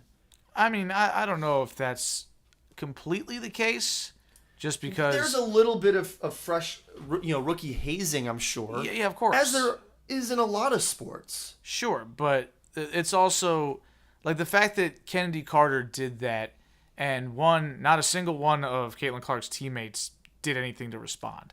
And number two, the fact that Caitlin Clark's best friend, Angel Reese, stood up off the bench like Kennedy Carter hit a game-winning 3 when she did that. Like, she was so happy that somebody knocked Caitlin Clark on her ass that, there's a lot of animosity. There's some personal beef here, which I don't think is bad. No. I think that the league is better when certain players don't like each other. I thought the same in the NBA. Yeah. Right? Like, when there was legit animosity, like, we could talk about the 80s and the 90s. When you had Bill Isaiah Laimbeer. Thomas and the Pistons against the Bulls and really against everybody else. Yeah, and Larry and Magic didn't like each other. Yeah. You had Dr. J and Larry Bird choking each other in a playoff series, right? Like, they both had their hands around each other's throats in the Eastern Conference Finals in the early 80s. Like, that's awesome. But, like, another thing is just that animosity helps, but it's also, even in the less physical era of the NBA now, in the mid-2010s when LeBron and Steph would go at it, wow, that guy's slow as hell. Yeah, That's that Stanton. was Stanton. You shouldn't have tried it, buddy. Why are you trying to get second base? Got hosed. But, like, even then, like, was... Wait. Do we have somebody on first net? Okay, they just haven't updated the graphic. No. I was thinking that he was, like, on first base. Somebody got a single to the outfield, and he didn't make it to second. That's tough to watch, man. I mean, that's almost as bad as Sean Casey getting thrown out at first base from left field at one time. That did happen. That was anyway, But yes, what the hell was I talking about? We're talking about Caitlin Clark, the animosity. Yeah, and like I think that's a good thing. I also like there's a lot of angles about Caitlin Clark herself. Like on one hand, you know, we the NBA, you've seen it develop where you had that animosity with Steph and LeBron, but you didn't see LeBron body checking Steph Curry. Like you saw cheering if somebody else did. Yeah, you saw LeBron block his shot and then turn and give him a ton of lip. Yeah. And then you had Steph, you know, steal a ball from him and kind of, you know, dribble around him and stuff and talk some smack too. Yeah. That's competition. You know, that's competition. The NBA kind of deliberately moved away from that type of quote unquote physical play where it's the goon squad going out there, specifically because they said, okay, look, we've got certain players that draw eyeballs. We've got Michael Jordan. We've got Magic Johnson. Like later on, we've got Kobe Bryant. We've got LeBron James. We've got Steph Curry. And we can't have some unskilled loser that nobody respects as a professional basketball player taking them out, going out and knocking somebody off the court. And that, as a result, people don't tune in. Because let's face it, if Clayton Clark gets hurt, the ratings go down. Yeah. There's no doubt about it. It's a television show. So I'm not saying... And if the ratings go down, do they keep the charter flights? Probably not. Well, I don't know anything. I'm not going to get into the charter flights thing because that started before Clark got there. Like, that was already in the works because people pointed out how ridiculous that they're putting these ladies on Spirit Airlines. So, you know. But how long does it last? That's all a fair question. I'm not opening the books. I don't care to do that. There's an obvious incentive as your league gets more popular and as you have more star power in it to ensure that you don't have a bunch of unskilled goons hijacking the product by knocking out the valuable players. Yeah. That being said, Caitlin Clark needs to toughen up. This is big girl basketball. That we are now playing in a grown-ass woman's league. Yeah. This isn't college anymore, and you're going to have to deal with physical play. And frankly, as I think she's been a very good rookie so far this year. She's had as somebody that's just entering this league. Like we've talked about Sabrina Ionescu, she struggled as a rookie as well. Everybody thought she was going to be a phenom. I'm not going to sit here and say Caitlin Clark has been terrible. I'm just saying she is not. She's not great. She's not good compared to the WNBA talent that is already there yet. You wouldn't say she's a top 10 player in the league, not even close. Oh no, I wouldn't put her top 20. That's probably fair, and you wouldn't expect most other rookies to be that. But this is a learning process for her too. There are certain boundaries that she's going to have to respect when it comes to the things she says and the way she plays as well. And if she doesn't do that, she can expect more repercussions from a league that clearly is okay with policing itself. And I don't think there's any issue with that. But I would also say she might need to look internally at like what is going on. What am I doing that is causing my teammates not to step up for me and defend me at all? And there is some validity to the idea that there's some resentment towards her because before she even stepped on a WNBA floor, she was talked about like she's everybody's meal ticket or something like that, which I would find that offensive if I was Aja Wilson, reigning MVP. I would too. Right? But if you're in that locker room, like you'll probably feel that way initially. But if Caitlin Clark does what she's supposed to do as a teammate, her teammates are going to be like, okay, she's actually like earned respect. She's earning my respect. Like, yeah, there's people out there who are gonna say that, but I'm talking to her and she's not treating me like she's my meal ticket. Right. But if she's in the locker room, like treating me like she's my meal ticket, I'm not gonna go to her defense. I'm not gonna go to her defense in a press conference. I'm not gonna go and swarm Kennedy Carter when she body checks her in a game. Like, I'm not going to do that for her. And the fact that nobody's doing that for me makes me feel like Caitlin Clark might be treating them that way in the locker room, which is a problem. Or at the very least, there is some legit criticism on, social media exists. And as much as Caitlin Clark and a bunch of athletes like to pretend it doesn't, and, it probably shouldn't if we're being real, it's out there. And it is what it is. To sit there and act like you don't hear any of the noise, that's a lie. We know that's not true. We know that you know at least what's being said about you because it's your responsibility as a public figure to know what people are saying about you. Even if you don't really care what they say about you, you still need to be informed. Even if you're paying your agent or your manager or a publicist or somebody like that to manage your social media for you, like they're letting you know just a general course. idea of what's going on. So there needs to be some level of responsibility taken by her to say, probably publicly, because that's what gets the message across to everybody, including her teammates, that she doesn't condone this type of, the white knights that are coming to her defense and saying, she's being mistreated and basically infantilizing her as a young professional athlete. Like, she needs to be protected and coddled by, and let's face it, there's a race element here too.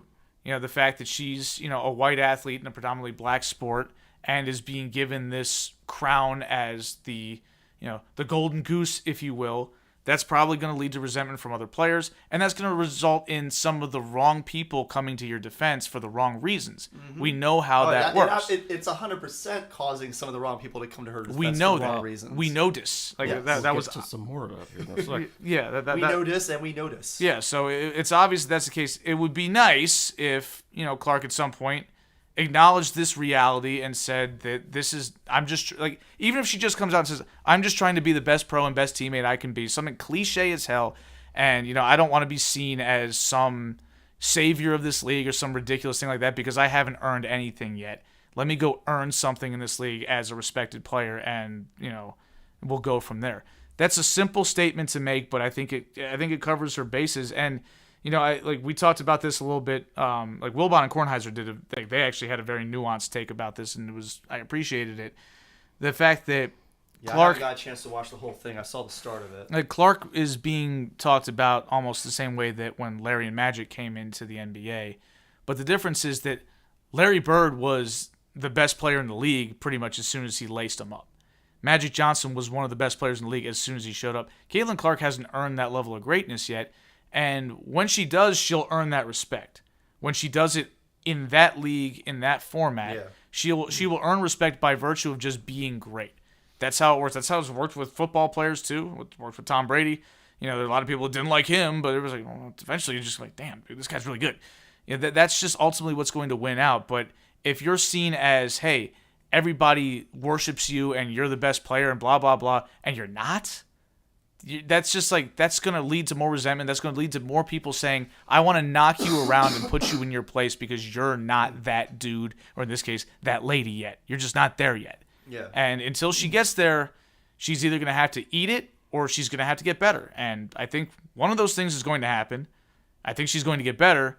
But in the interim, she's got to wear it a little bit. That's just the way it is. Yeah. No, I mean, I agree with all that. And just the nuance is missing from the discussion right now. And I mean, that's the case with so much discussion about so many different topics in this country and in this world today. Well, let's also keep in perspective. This is a league that kind of got everybody's attention, I don't want to say overnight, because the WNBA has been growing since 2020, but this is really, this is an inflection point for sure. Yes.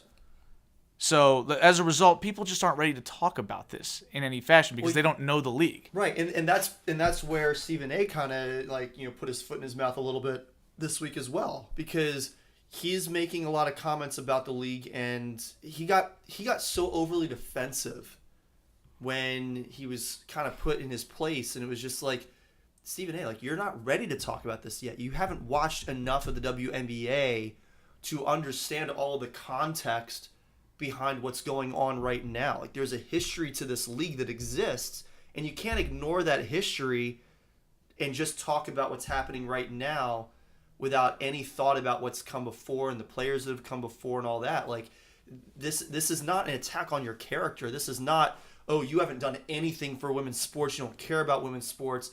And that's the way that he seemed to take it. Mm-hmm. He immediately jumped to that defensive, thought of, who's done more for women's sports than Stephen A. Smith? That's not the point. That's not the point. The point is that you haven't watched enough of the WNBA. You haven't done enough commentary on the WNBA to be forming this strong of an opinion this quickly.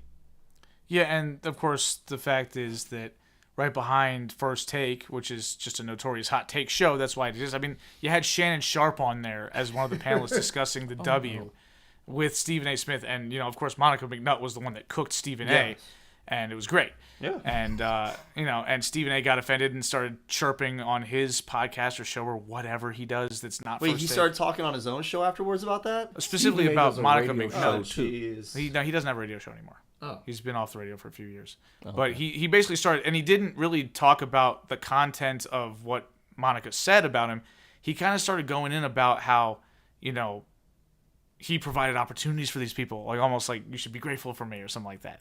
And See, it was, that's where you lose my respect. yeah, that was out of line. Because Totally out of line. like providing somebody with an opportunity does not mean that you are above reproach. Does not mean that They can't criticize you. That they can't criticize you. Like you, And Monica that doesn't McNutt sit right was with me she was a great basketball player. she was a great basketball player, and she's a really good basketball analyst. Yeah. Like I enjoyed listening. I enjoyed listening to her during the NCAA tournament. Yeah. I enjoyed watching her during like the halftime show of a WNBA game that I'm watching. She doesn't she call a few of the games too? Like She's been the courtside reporter at times that asks the coach questions for NBA playoff games on ESPN. Okay. But she hasn't been like in the booth, so to speak. They don't Okay. really have a booth, but at the scores table with Breen or anybody like that. Gotcha. But she's been heavily involved with the coverage, and I think she does a good job as She does well. a really good job. And she's earned her place as a media member, and I think that Stephen A. was way out of line with that. 100%. And of course, McAfee, where you just when you sit there and you invest $17.5 million a year into just appealing to dude bros, that have been kicked out of a Chili's This is more than what once you in their get. life, like that's the end result is you got this guy using language that everybody that's above 10 years old knows is disrespectful towards women, and trying to play it off like you didn't mean it like that. I'm like, well, dude, it doesn't matter. You said it. Like you're on television, man. Like Yeah. how are you not aware of how this comes across? Like not only was he wrong in what he was that's saying. Really, I mean, that's really one of the big things, because if you are in a group of friends where you all know that like you respect people, like, and maybe you use certain words and phrases because you all understand what it means, that's completely different than being on TV where your audience is very diverse in their way of thinking. You have people who are going to hear that and not necessarily think that it is disrespectful, and you're going to have people who think it's not disrespectful for the wrong reasons, as in it's actually okay to call women that word because who cares how they feel. And there's obvious understanding that, I might call you a name when we're not here. Yeah. But if I called you an asshole right here, it would hit a little differently because Yeah, this is supposed to be a little bit more of a... Because it's a it's public a forum. public Even if we do only have 3 people listening, as Evan loves Yeah. to point out, We're supposed to- that's still 3 other people who are now hearing Eric call me that. I'm gonna be upset in a way that I wouldn't be if he was just calling me that. Yeah, you don't when do it's the that in 2 front of us. other people. Like, or a small friend group. You conduct yourself differently when you are in a public space. Yes. And McAfee has gotten he's gotten appeal because he doesn't feel compelled to do that, but that doesn't mean went that you're over not the going to line. come across like a complete dope when you say something the way he did. And I was just like, dude, like I was stunned even by McAfee's low standard of content quality. I was still stunned that he didn't have enough awareness not to do that. Like it's baffling to me that what are you, 2nd grade? Are you kidding me? You couldn't do better than that? Yeah. That was But bad. what do I know? I guess I'm just here on this podcast that loses money. Should get rid of 3rd for the Orioles. Yeah. Are we sure the Rodon needs to get this strikeout. are the here Pirates on going to Correa. win this game? Speaking of Carlos Correa struck out 4 times for the first of his career yesterday. Oh, Remember when the I love Orioles that. were like I obsessed? hate Carlos Correa. Remember when the Orioles were obsessed with getting Correa because Mike Elias is the one that drafted him? yeah, But now we've got Gunnar Henderson, who's way better and 10 years younger. yeah, Yeah, so I think it worked out. probably. Correa's 0 for 2 right now. I'm wondering, did he strike out twice? No, because 2 Rodon has a lot of flyouts. strikeouts. Do flyouts Oh, for okay. Correa. Rodon does have a lot of strikeouts, though. He's 9 strikeouts today Oh, through 5 in the 3rd. okay. Well, I mean, the Twins have been swinging at everything. Jeez. Middle. That was a meatball. It was middle. I didn't know he middle. could throw 99. Yeah, he's got gas. Yeah, when he's healthy, yeah. He must know, like, this is the end of his start. Yeah, he's at 94 pitches right now. This is going to be probably it. Either this pitch or either this bat or the next. Come on, Bichette, throw it away. Yeah. So I mean, that's kind of what I've got to say about that whole situation. I've definitely been enjoying catching some of these games. Yeah, I haven't had as much opportunity to watch them just because we've been out on the road so much the last week and a half. But I would definitely tune in. But my understanding is that specifically the Indiana Fever have played a lot of games compared to the rest of the W's, so they're probably going to have more time off because they wanted to get Clark out there. Like they wanted the eyeballs initially to draw people in. Well, hopefully it's worked for it's kind of transcended the entire league and gotten other people involved because we know that New York's team has some interesting characters on it. Yeah. We know that the Aces are two-time defending WNBA champions. So WNBA champions. We've got a new team coming next year, affiliated with the Golden State Warriors, and then we've got another new team the year after that, which is that Philadelphia getting a team? no. That was Philly for some reason. Shoot. Houston, maybe? Spurs? No. Just start guessing. For some reason, I keep wanting to say Phoenix, but I don't think that's it either. I thought that They already have a team. Right? Yeah, they already have a team. Seattle, I think. Oh, so Seattle. So they're not gonna. They're gonna Wait, have hold just on, a is it? WNBA team. Wait, They already have a WNBA team. I'm Yeah, I thought so too. confusing myself Seattle Storm, right now. Yeah. Yeah, I'm confusing myself right now. Toronto is getting the new one in 2026. Oh. What Yeah, will they the be first, called? the first team outside of the U.S. I don't think they've chosen a name yet. They just announced that team Well, it's got to be more a couple relevant to weeks Toronto ago. than Raptors. And Golden State's team, which I guess is technically going to be Oakland, they just announced they'll be the Valkyries. Where are they gonna play? They're gonna. Well, the team headquarters is going to be in Oakland. I think they're going to play in San Francisco at the Chase Center. Oh, okay. Or at least that's where they'll start playing in 2025. The Toronto Raptors are named after Jurassic Park. Jurassic Yeah. Park. Are they really? Yeah, Yeah. because Oh, the that's funny. expansion team started, and that was when Jurassic Park was basically in theaters and was really popular. So like, what would be a cool thing to name a team? Oh, right, Raptors. There you go. People like dinosaurs. Better than the Wizards. Well, the Wizards are just alliteration, and they had a cool That's name, all the Wizards are. and they got rid of it. Yeah. Go back to being the Bullets. But anyway, but yeah, like, I've enjoyed watching the games. I'm a little bit disappointed. Like the Sparks only play in Washington once this year, and it's on August 23rd, which is 6 days after somebody's due date. So Oh. we won't be able to go to that game. Tell the baby to hold so- off, man. Yeah. Because I would have loved to go to that one, but I think the Mystics have a game coming up against the Fever at home, and June 19th, Wednesday, June 19th. So actually, no, that's a road. Oh, this Friday, but we're gonna be out of town, so we won't be able to go to that one. Oh well. I'll catch a Mystics game at some point in person, but I've enjoyed watching the games on TV. They've been fun. Yeah. I might have to check at least a couple out. Obviously, focus is going to be on the finals for Yeah, the next couple of weeks, but we got baseball every day, but yeah. catch a few games here and there from the WNBA. Yeah. It's good stuff.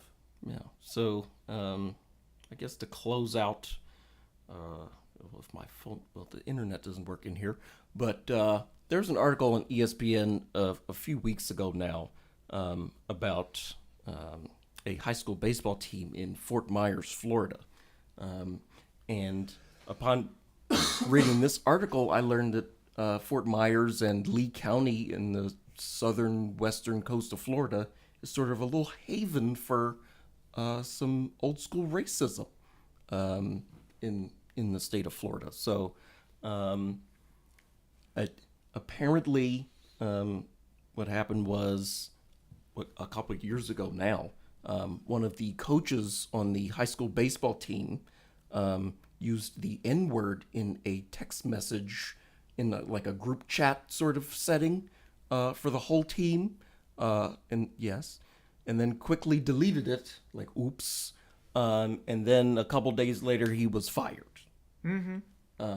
As one should be, yeah. Yeah, makes sense.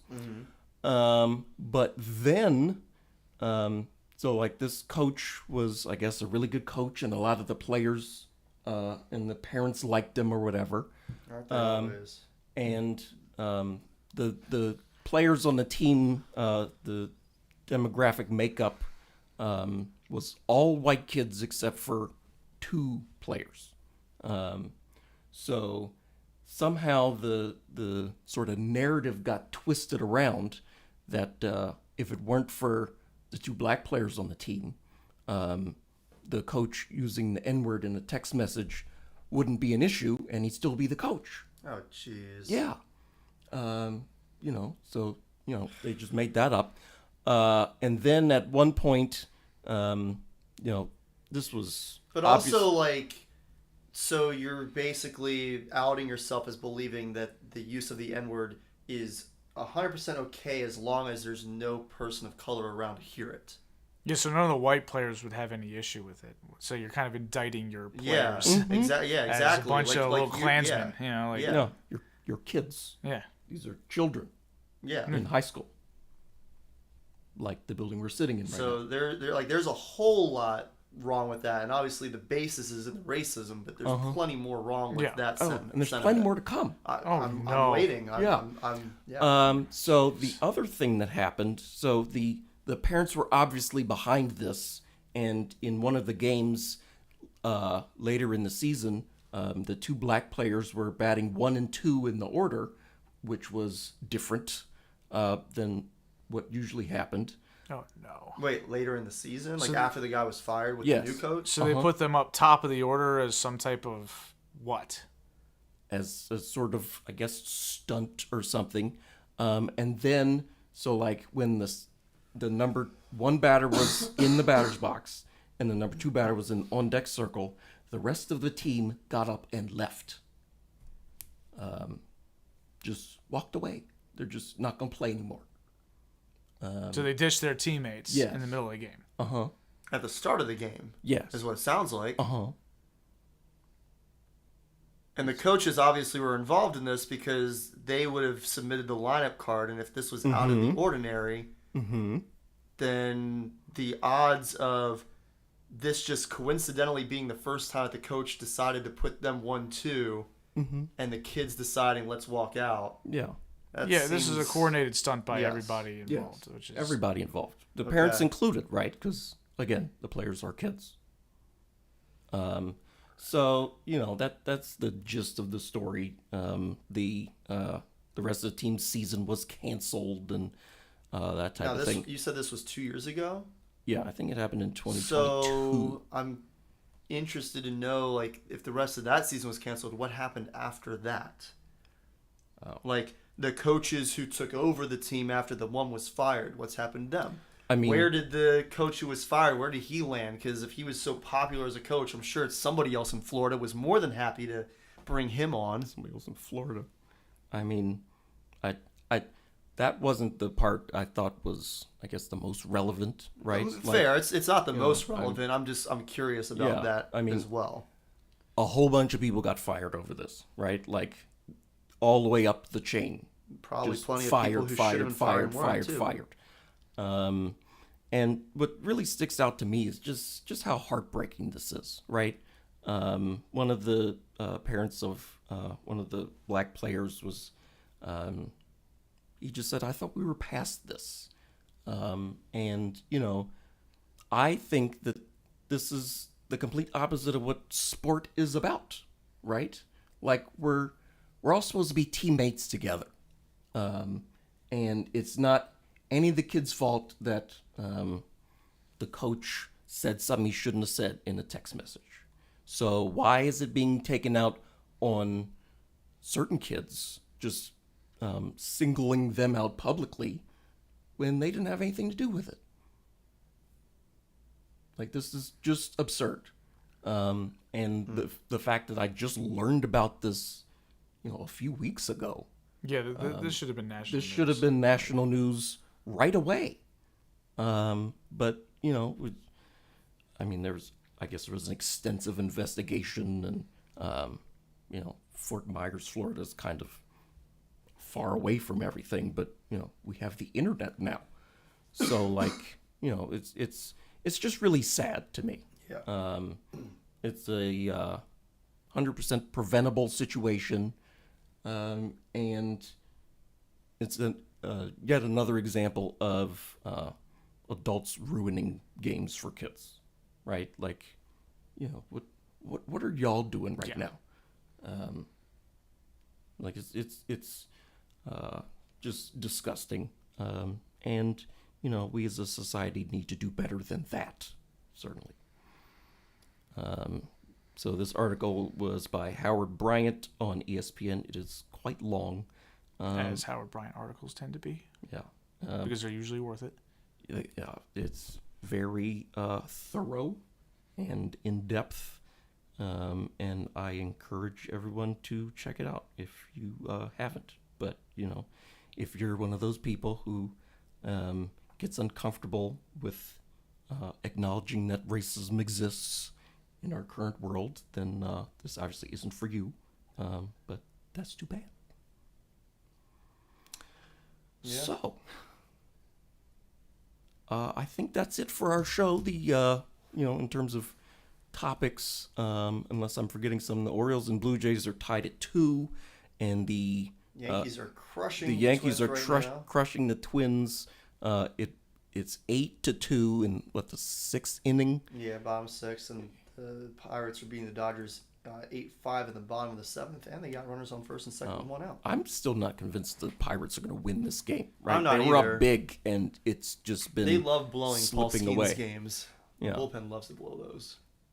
And Skeens didn't pitch all that well today. No, he didn't pitch all that great. But I would like to get the win. Oh, okay. So yeah, before we get out of here, I'm going to shout out to the entire Buzz Bars people, the whole Coaster Club and admin folks. Last week and weekend was Hollywood Nights down at Holiday World, and we had a great time. It was a little chilly and rainy on Saturday, so those of you who are not watching on News Channel 8 would... Eric is wearing a Holiday World sweatshirt right now. Yes, I bought it Saturday because it was wet and I didn't want to be freezing, and so I was neither. I was quite comfortable. Yeah, and I was drenched in sweat anyway because That's what you do. Walking around just Existing drenched in the sweat. sun. Yeah, it wasn't sunny. Doesn't matter. Yeah, no, it was just. So shout out to everybody who works at Holiday World as well. Nobody listens to this podcast, but nobody's gonna hear it. But the sentiment and meaning is still out there. Thank you all for your great customer service and hospitality type of stuff. And because of all the rain on Saturday, we can use our event lanyards for a free return anytime later in the season. I don't know when I'll be back, but I could tack that on to a Kings Island visit or something. I'm gonna trek out to Santa Claus, Indiana for one more day. Those rides on the Voyage were incredible. Oh yeah, that's true. I only rode it 38 times in 2 days. Yeah. So, I only rode a 31. yeah. Shout out also Holiday World for adding good gravy this year. Oh, good gravy. Yeah, that was great. Yeah, it's delightful. Yes. That's a cool little ride. Yeah. So that's what I got. Y'all two have any shout outs or anything? Yeah, I got a couple. Let's start with my unserious shout out. Shout out to baseball Twitter for collectively coming together, like the Crips and the Bloods, to dunk on cricket Twitter, because Cricket is such a as little as baseball Twitter can agree with each other about anything, because we all have our own teams and favorite players and things like that, we can all agree that it is a vastly superior sport in every way to friggin' cricket. Oh yeah. And I will quote a movie that I know Evan has seen, and I'm almost 100% sure Corey has seen, The Social Network. Yep. It's like when Zuckerberg was in the meeting with the lawyers and whatnot, and he said to the Winklevi or whatever, The Winklevi. he said to them, it's like, if you were the inventors of Facebook, you would have invented Facebook. Or it's not quite the same sentiment for cricket players, but if your sport was harder than baseball, you would be baseball players. Because baseball players make a lot more money than you do in cricket, so somebody in your dumb little sport would have jumped over to baseball and tried to play it. But they didn't, because you can't. You're not good enough. So, sorry. Yep. Try again next year. I thought you were going to talk about Angel Hernandez retiring. and how baseball Twitter became united over that. That was so long ago. When was the last show? 3 weeks? It's been Yeah. forever. Yeah. Anyway, shout out to Angel Hernandez for going away too. Now CB Buckner can be the worst Yes. umpire in baseball. He was voted the worst back in like 2006 in the Sports Illustrated poll. Like 2006. Hernandez was. And we're almost 20 years later. No, Good it was. Lord. Yeah, the bottom. All three of us were students here Yeah. in 2006. The bottom three. Now we're old. The bottom three were guys you would expect: Angel Hernandez, Cowboy Joe West, and CB Buckner. But Buckner was ranked the worst among the three by a couple percentage points. Oh, my goodness. All right, so that's baseball Twitter. And now a more melancholy shout out. Shout out to Bill Walton, who passed away. Yeah. Yeah, I mean, A couple weeks ago now. yeah, it was a week and a half ago or so. He died of cancer. Everybody knows at this point about Bill Walton as a broadcaster. You know, as doing the Pac-12 after dark, or maybe not after dark, but doing Way Pac-12 after basketball. dark. But also, and people are also aware that of his career as a college player. Bill Walton, as an NBA basketball player, was one of a select group, and that is a guy who was the clear-cut superstar on a team that won a championship. That doesn't happen as often as you think. The NBA has been around for almost 80 years now, and there's only maybe 25 guys that you could say, you know, okay, that guy was one of the 5 best players in the league, and he was the definitive star of a championship team.